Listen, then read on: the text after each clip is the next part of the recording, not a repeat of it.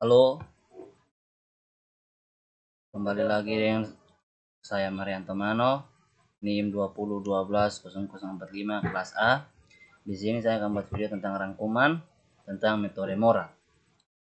Di sini pengertian metode Mora sendiri adalah teknik pengambilan keputusan yang digunakan untuk mengevaluasi alternatif yang memiliki beberapa kinerja atau tujuan yang berbeda. Metode ini melibatkan langkah-langkah seperti normalisasi, penentuan bobot, dan perhitungan skor. Hasilnya untuk menentukan alternatif terbaik berdasarkan perbandingan rasio.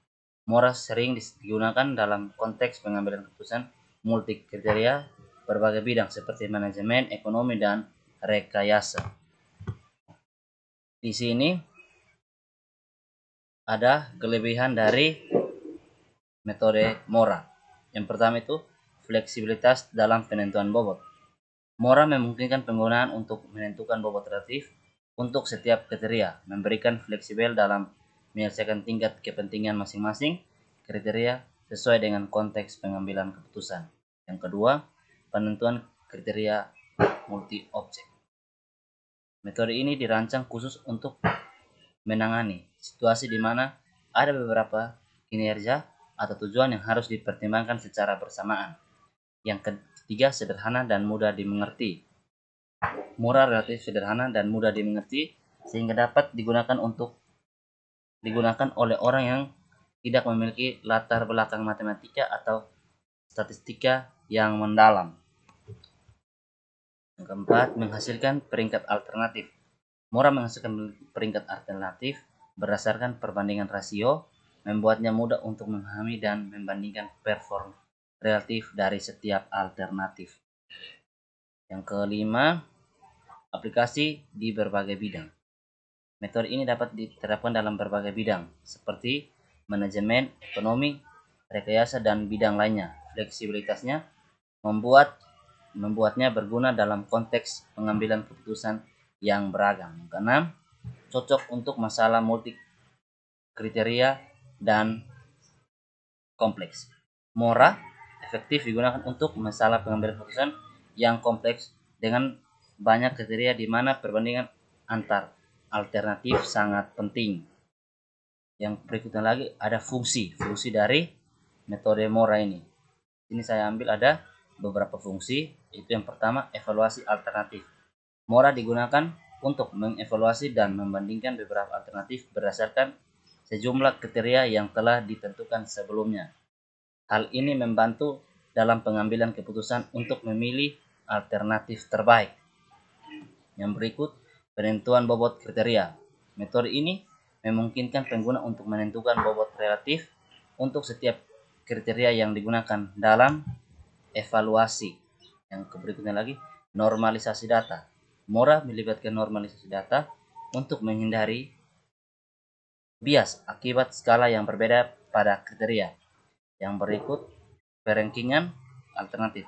Salah satu fungsi utama Mora adalah menghasilkan peringkat untuk setiap alternatif berdasarkan skor relatif yang dihitung dari perbandingan rasio antar alternatif,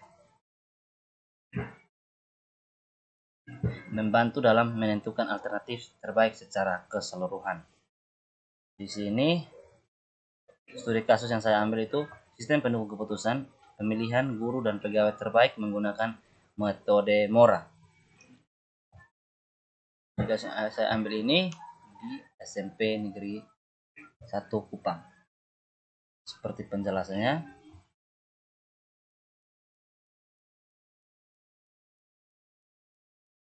bergerak dalam bidang jasa layanan pendidikan.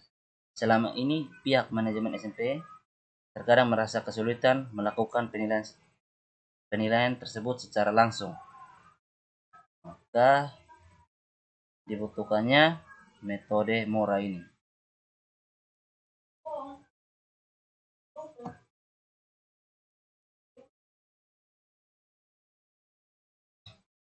Dalam aplikasi metode Mora, dalam menyelesaikan masalah pemilihan supplier, bahan kimia, dan bioteknologi dengan menerapkan Fasi dan Mora.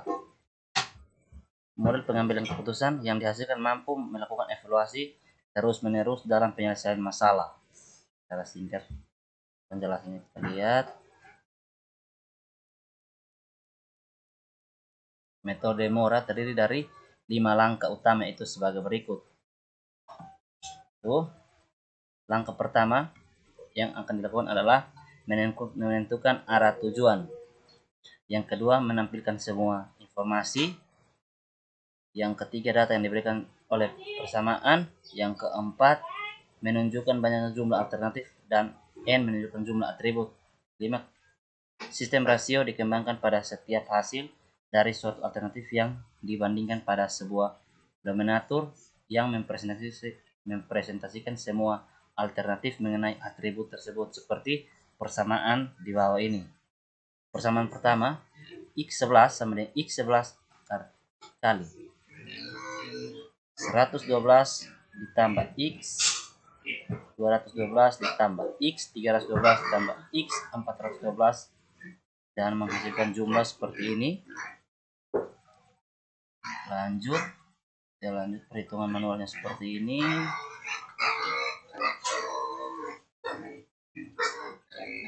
Di sini jumlah dari perhitungan manualnya itu A1 dari bagian ini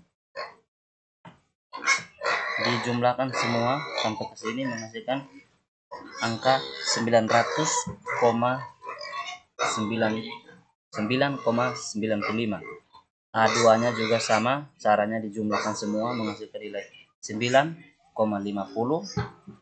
A3-nya juga sama, dijumlahkan mendapatkan hasil 920. A4-nya juga sama, dijumlahkan semuanya mendapatkan hasil 931. Dari perhitungan di atas, jika kita ingin menentukan atau mengimplementasikan guru terbaik itu dari A1 sampai A4, yang terbaik ada pada A1 karena jumlah bobotnya lebih tinggi sampai dengan 9,95. Perbedaannya sangat jauh. Jadi di sini memiliki kesimpulan dari uraian singkat di atas beberapa hal yang ingin dicermati pada pengembangan pendidikan guru dan pegawai terbaik pada SMP Negeri 1 Kupang adalah sebagai berikut.